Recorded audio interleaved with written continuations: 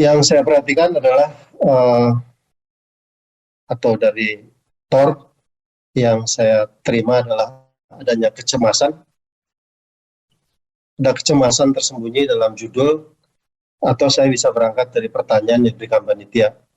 Yang ditanyakan sebenarnya sangat umum dan dijawabnya sebenarnya juga sederhana ya. Apakah pembuat undang-undang atau perumus para pakar berangkatnya dari filsafat atau tidak, ya kita nggak bisa lacak ya, kalau itu pertanyaan empiris. Tapi apakah filsafat hukum atau filsafat itu jadi penting? Sudah pasti penting. Pertanyaan yang diajukan oleh panitia sebenarnya, bagaimana pengaruh filsafat, hukum pidana atau hukum terhadap konsep-konsep yang ada dalam hukum pidana? Dikasihnya contoh kausalitas. Sejauh apa filsafat hukum berkontribusi terhadap pembentukan norma hukum pidana? Bagaimana relevansi terhadap perumusan RKUHP ya? Kalau pertanyaannya seperti ini, susah dijawabnya ya. Apakah betul para pakar menggunakan filsafat atau teori? Itu harus dilacak secara empirik. Kalau pertanyaannya adalah bagaimana konsep-konsep dalam hukum pidana atau hukum acara pidana, sayangnya di Indonesia itu masih dipisah, seolah-olah disiplin ilmu yang berbeda. Maka kita sebenarnya berhadapan dengan konsep-konsep yang umum dan abstrak sampai dengan yang rinci ya. Kita bicara tentang legalitas, dulum delictum, sampai dengan konsep atau ajaran-ajaran doktrin. Ini pasti harus dengan teori soal apa itu tindak pidana, apa itu kejahatan, pelanggaran, mala inse, mala prohibita, kesengajaan, kelalaian. Konsep-konsep yang sangat penting dalam perumusan ketentuan pidana, baik undang-undang maupun kodifikasi. Pertanyaan lain yang juga penting sebenarnya adalah kenapa sih kita harus mengubah WVS? WVS-nya juga bukan WVS Belanda ya, tapi WVS India Belanda, dan mengapa diubah di RKUHP? Yang harus kita perhatikan adalah kita sebenarnya tidak lagi mempertahankan WVS dalam bentuknya asli.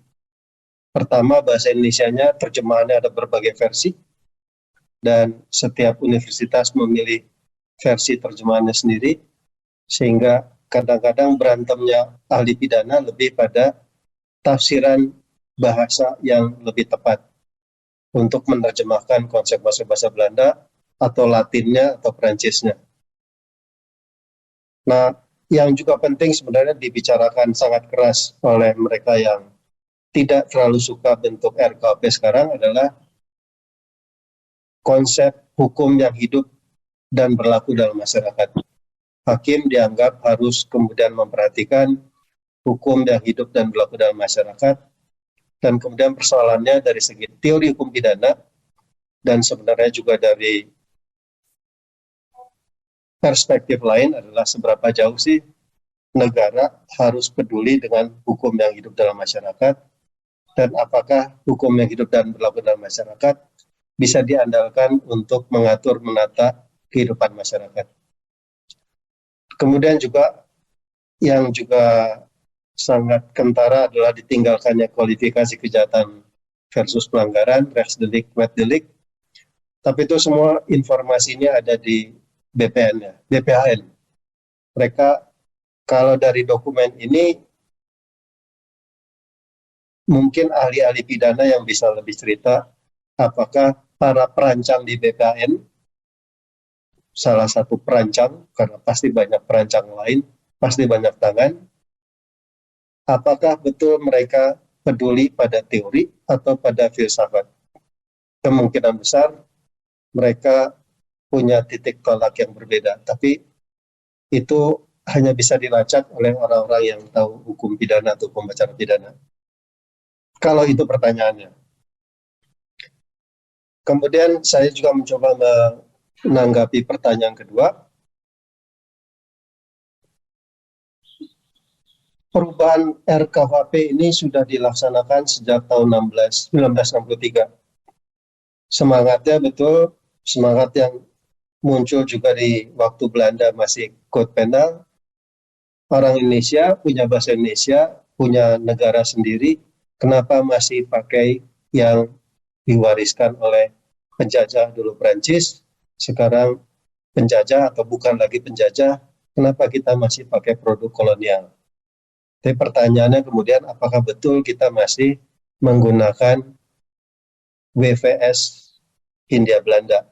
Karena WVS Hindia Belanda tadi sudah dikatakan sudah diganti oleh dengan yang bahasa Indonesia dengan berbagai terjemahan yang kadang tepat, kadang tidak tepat, atau digantinya lewat arahan-arahan, pedoman, kebijakan, dan seterusnya, sehingga banyak pasal-pasal yang kemudian sebenarnya tidak lagi digunakan atau ditafsirkan secara berbeda.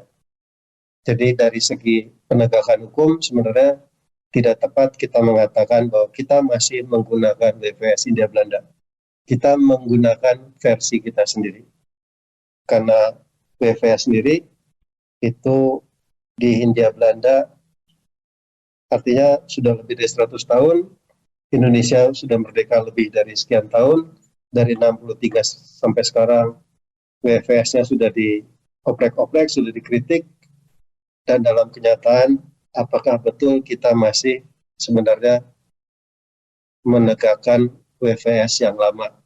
Ini bisa kita lihat dalam hal-hal kecil seperti penerapan tindak pidana makar, aborsi, hukuman mati, lese majesté, dan lain-lain yang kadang-kadang dihidupkan secara selektif, dan hukum pidana juga berkembang lebih kaya, lebih menarik di luar WVS ya, dengan atau tanpa melanggar berbagai asas atau prinsip yang sebenarnya dianggap penting dalam pengembangan hukum pidana maupun hukum acara pidana. Nah, atau saya juga bisa mengikuti semangat lain, semangat yang muncul dari pertanyaan pokok dalam judul ya, kecemasan. Ini sebenarnya Mbak Bivitri sudah menulis di Tempo, di Kompas, dan seterusnya. Ngomelnya udah panjang yang mempertanyakan otorisasi. Siapa sih yang paling berwenang buat undang-undang ini? Dan teori-teori lama sebenarnya itu yang dipertanyakan ya. Jadi pertanyaannya kalau dibuat lebih pura-pura ilmiah, pura-pura lebih sekolahan, apa dasar alasan pembenar? Ini bisa yuridis, bisa teoritis, bisa dari kajian ilmu negara, atau filosofis. Kenapa sih negara punya kuasa? Dan siapa yang mewakili negara sehingga kuasa ini diwujudkan dalam kegiatan membuat undang-undang yang punya daya jangkau begitu panjang? Karena kemudian ketentuan pidana itu memberikan kewenangan pada penegak hukum untuk menerapkan aturan-aturan yang membatasi hak-hak dasar kita. Jadi yang dipertanyakan kekuasaan negara ya. Dari mana datangnya? Nah itu mesti dijawab tidak lagi oleh ahli pidana, tapi kemudian bidang kajian lainnya. Sekalipun masuknya adalah tadi RKHP. Nah, dari segi teori yang lebih abstrak, maka sebenarnya kita juga bertanya tentang apa makna dari negara hukum dalam konteks membangun NKRI ya. Ini juga Gunawan Muhammad misalnya dalam catatan pinggirnya secara kontinu mempertanyakan itu ya. Kalau kita bangsa yang beragam, bagaimana sebenarnya kita harus memperlakukan yang lain? Siapa sih mayoritas, minoritas, dan apa artinya negara harus berhadapan dengan masyarakat yang pluralistik dan terus berubah? Atau kita juga bisa berangkat meminjam konsep rule of law ya. Di Indonesia masih sering disamakan, padahal kalau dari segi perbandingan hukum, rule of law itu lebih peduli pada proses, negara hukum itu konsep Jerman dan Prancis, lebih peduli pada aturan tertulis. Atau kita bicara tentang kedaulatan rakyat. Kalau pemerintah atau DPR kemudian merasa paling berhak menentukan undang-undang, sebenarnya kedaulatan itu ada di siapa? Apakah masih di rakyat atau sudah sepenuhnya didelegasikan pada DPR? DPR masih perlu tanya nggak sih pada rakyat? Jadi ini juga kaitannya dengan bagaimana kita memaknai peran serta masyarakat, public participation, yang juga kadang-kadang tercampur aduk ya. Begitu bicara tata ruang, maka peran serta dimaknai akan berbeda dengan peran serta kalau kita bikin undang-undang. Apalagi kalau bikin perda ya, yang lebih lebih terasa langsung oleh rakyat setempat. Nah ini juga kadang-kadang kita campur aduk. Dan kalau peran sertanya dalam masyarakat bineka, maka negara harus dengar yang mana nih? Apakah hanya mendengar orang-orang di Jakarta, atau juga mendengar orang-orang yang sama sekali juga belum pernah mendengar RKHP ya, di pojok-pojokan gitu ya. Orang rimba yang nggak peduli RKHP, mereka peduli pada hutan yang hilang. Siapa sih yang paling berwenang? Apakah masih rakyat atau parlemen? Dan bagaimana parlemen sebenarnya harus berkomunikasi dengan rakyat yang keberagamannya luar biasa ya. Ini kemudian dalam tata negara atau tata pemerintah atau tata hukum, betul nggak kita masih bisa mempertahankan konsep pembuat undang-undang adalah hanya wakil rakyat plus eksekutif. Eksekutif itu termasuk kementerian, terutama Kemenhukam, BPAN, pakar, ahli. Siapa sih yang dianggap otoritatif ya? Mungkin ini pertanyaan yang muncul dan menjadi kecemasan dari forum ini. Siapa yang sebenarnya berwenang mengatur kita? Apakah kita punya otonomi, kita boleh mengatur diri sendiri, atau otonomi ini kita sudah pinjamkan, kita serahkan secara utuh pada negara, dan siapa negara ini? Mungkin itu pertanyaannya ya. Dan kalau itu pertanyaannya, maka itu nanti giliran Ibu Sulis dan Mbak Bivitri ya. Oke, singkat kata, sebenarnya kita mempertanyakan secara esensial dasar kekuasaan kewenangan negara untuk memberlakukan hukum. Hukum itu sayangnya di Indonesia seringkali ditafsirkan hanya peraturan perundang-undangan, tapi yang sebenarnya dipertanyakan adalah validitas atau legalitas prosesual, material. Ini sangat kentara waktu bicara tentang UCK ya. RKHP dengan UCK masalahnya sama ya. Yang dipertanyakan itu validitas. Kita kok nggak ditanya, kita yang diatur, kenapa kita nggak ditanya? Kita yang harus menanggung akibatnya, kenapa kita tidak diajak bicara? Dan persoalan lain adalah legitimitas ya, yang menyangkut urusan-urusan non-hukum, baik, benar, adil. Jadi dua hal itu yang terus dipertanyakan.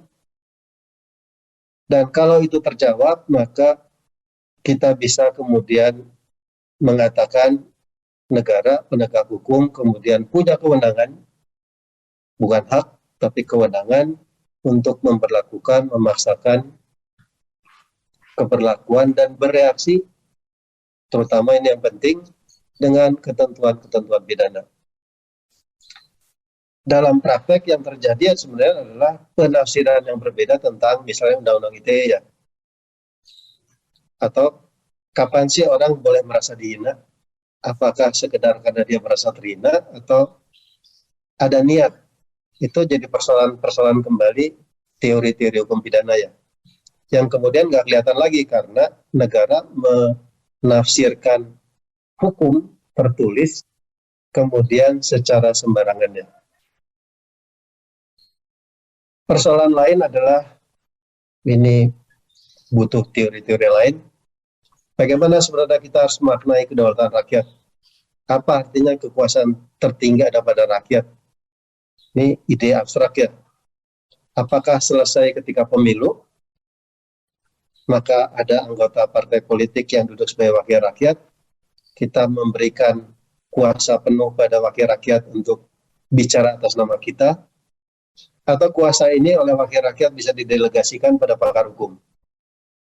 Maka pendekatan elitis ya, intelektual lebih tahu dari masyarakat non-intelektual. Apakah betul seperti itu? Punya nggak pemerintah kesabaran untuk mendengarkan orang-orang yang dianggap tidak intelektual untuk menyumbangkan sesuatu pada proses perumusan ketentuan pidana atau ketentuan apapun ya? Maka persoalannya bergeser lagi menjadi persoalan empirik ya. Persoalan yang mungkin juga dihadapi pemerintah yang kemudian tidak sabar mengatakan, sudah kami ambil alih. Karena bertanya pada rakyat itu merepotkan. Jadi seberapa jauh rakyat ini dianggap subjek atau objek dari peraturan, punya suara, dan boleh exit ya, menyatakan tidak. Kalau mereka menyatakan tidak, apakah otomatis mereka itu kemudian makar atau dianggap sebagai pelanggar hukum? Ini persoalan yang terjadi di Kendeng ya. Kalau rakyat mengatakan tidak, apakah otomatis berarti rakyat itu melawan pembangunan? Ini persoalan klasik yang juga dulu dibahas oleh Sacipto ya. Dan kemudian kita terjebak pada konsep-konsep sosialisasi atau uji publik. Ini juga pembuat undang-undang seringkali merasa ini kan sudah kerjaan saya, kewenangan saya, tanggung jawab saya, maka rakyat hanya butuh mendengar saja ya. Atau uji publik. Uji publik FGD yang seringkali adalah menghabiskan anggaran diselenggarakan di bulan Desember ya. Maka tiba-tiba universitas dapat kelimpahan didatangi anggota DPR atau pemerintah untuk uji publik. Nah, komunikasi seperti ini, sosialisasi uji publik dan seterusnya, apakah betul mencerminkan komunikasi deliberatif, ini meminjam Habermas, yang dicita-citakan dan bisa menjamin kualitas atau penerimaan dari satu peraturan perundang-undangan. Atau sebenarnya kita harus bicara tentang pemerintah itu bukan hanya bikin kebijakan, tapi juga bikin aturan, dan konsep-konsep yang ada di hukum tata negara atau hukum administrasi harusnya juga berlaku dalam tataran pembuatan undang-undang ya. Akuntabilitas, keterbukaan, tanggung jawab, dan seterusnya.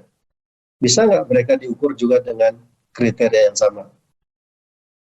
Bisa nggak misalnya wakil rakyat, DPRD atau DPR yang cenderung jadi elitis, cenderung kemudian tetap mempertahankan mereka bukan wakil rakyat tapi wakil parpol, itu kemudian mempertanggungjawabkan suaranya ketika mereka membuat aturan perundang-undangan. Opsi lain adalah sebenarnya kita tidak terlalu percaya pada pemerintah ya. Ini misalnya Mas Erlambang dan seterusnya bicara tentang otoritarianisme. Mereka mengkritik pemerintah Jokowi sudah terjebak ke dalam otoritarianisme. Maka dari semangat itu yang kelihatan adalah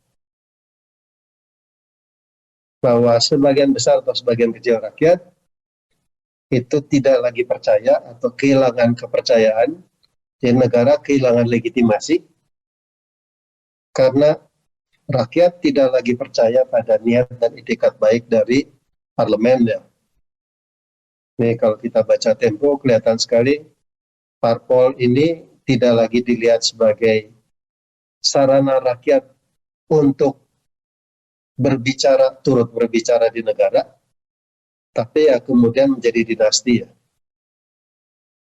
Dan mereka yang duduk di parlemen, DPR, DPRD, kalau mereka berbicara, mereka cenderung condescending ya.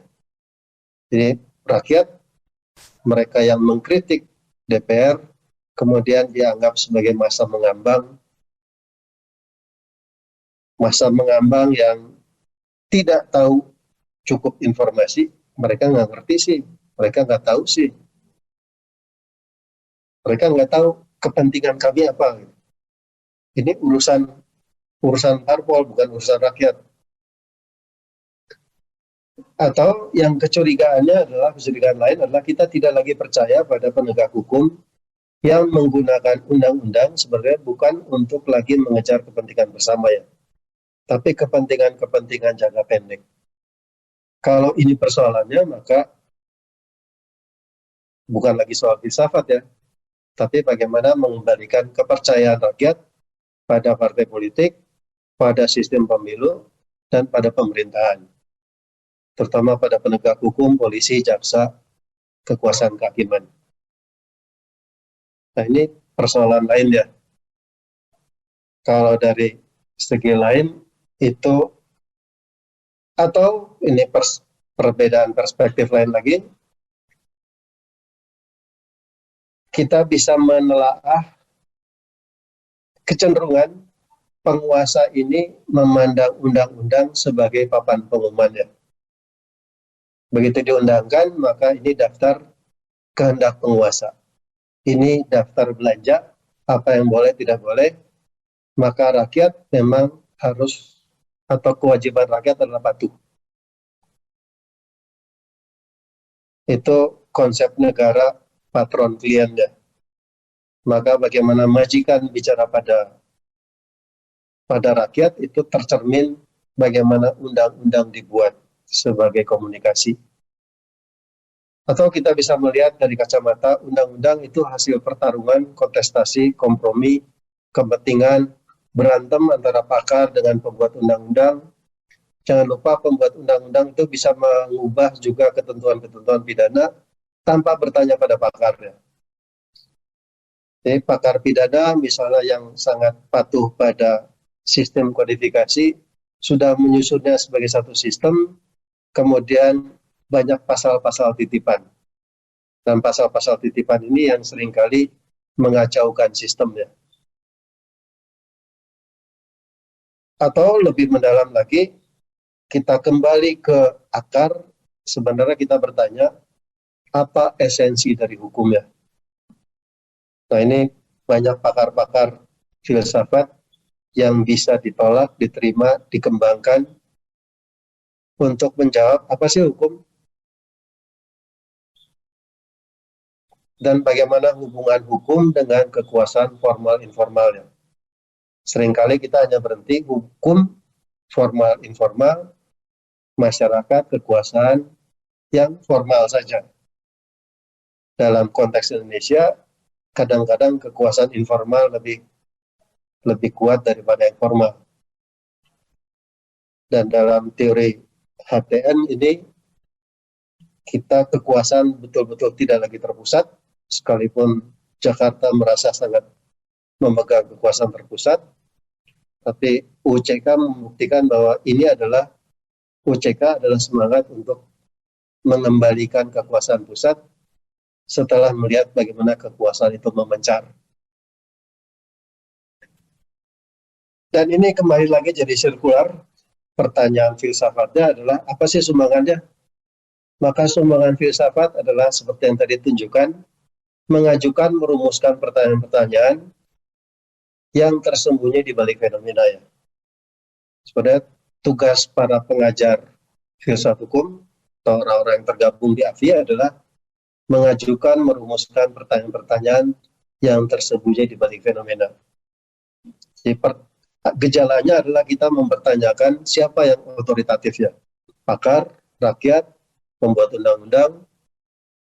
Maka lewat pertanyaan-pertanyaan yang sifatnya kritis, evaluatif, kita harus mencoba merumuskan apa sih akar masalahnya. Jadi mengajukan pertanyaan yang tepat supaya jawabannya tepat ya. Dalam konteks ini misalnya ada satu aliran yang mengatakan akar masalah adalah otoritarianisme.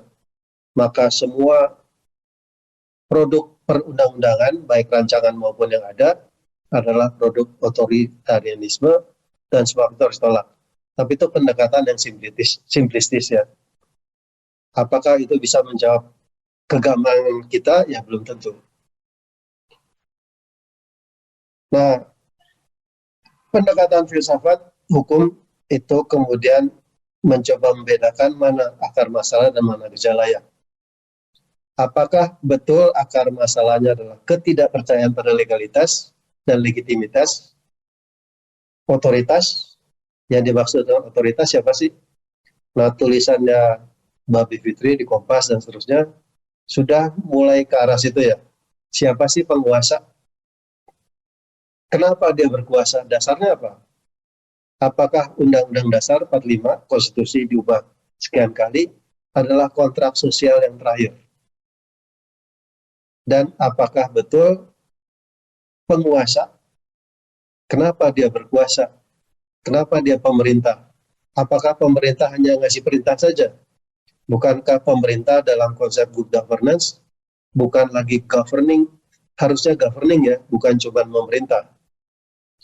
Dan apa artinya kebijakan dan seterusnya ya. Jadi pertanyaan-pertanyaan dasar ini yang justru mesti muncul ya. Apa sih yang kita harapkan dari pemerintah? Apakah betul hanya memerintah atau sesuatu yang lain?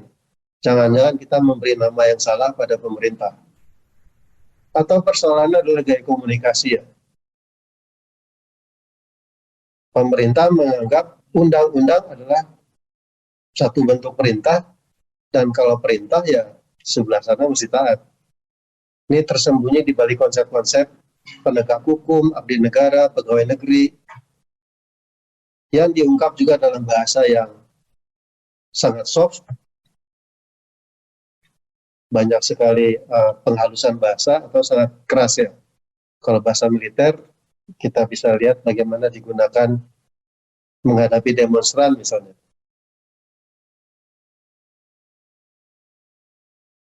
Nah, untuk menjawab ini, maka jalan keluar itu, ini terutama dalam tulisan-tulisan akademis, kita tidak cukup hanya mengulang-ulang pendekatan, nah ini dengan pendekatan pragmatik, eklektik, atau sinkretik, teori-teori besar ya. Ini orang-orang hukum kan dengan kalau di tulisan-tulisan disertasi misalnya grand theory dan seterusnya ya, seringkali itu teori-teori besar hanya jadi menjadi tempelan, atau sebaliknya, ini contoh dalam RKUHP, kita tolak karena itu dari masa lalu. Ini kelihatan sekali juga ketika MVT Belanda itu ditelisik, persoalan yang sama juga muncul ya. Apakah kita, ini dulu orang Belanda bertanya sama nih, kita harus menolak nggak teori-teori dari Perancis ini, sekedar karena ditulis dalam bahasa Perancis? Atau kalau kita butuh KUH pidana yang modern, apakah semua yang berbahasa Belanda harus kita tolak? Ini dalam konteks semangat membangun sistem hukum nasional sebagai jiwa bangsa Indonesia ya, titik tolak. Ini dari tahun 63 sangat kental, muncul juga di pemikirannya Sudirman. Kita harus kembali ke Pancasila. Nah, Pancasila kalau diwujudkan sebagai titik tolak RKUHP, kira-kira kayak apa ya? Dan solusi lain adalah kalau kita menengok cerita Paul Scholten, cita-cita dia ketika membangun sekolah hukum pertama di Indonesia untuk sekolah tinggi adalah mahasiswa, kita semua adalah pengemban hukum, harus mampu berpikir ilmiah dalam bahasa Indonesia ya, atau bahasa ibu. Nah, arah ke arah situ atau direction ke arah situ, itu sudah mulai, kalau kita baca Tempo, pertanyaan-pertanyaan dari titik tolak bahasa ya, mempertanyakan pemerintah. Kenapa sih kita kasih nama pemerintah adalah pemerintah? Bukankah itu artinya pemerintah hanya memberi perintah? Dan seterusnya. Itu kalau nggak salah itu juga pendekatan yang digunakan Mbak Bivitri di Kompas hari ini. Ya, sekalian saya iklan ya, Mbak Bivitri nulis di Kompas.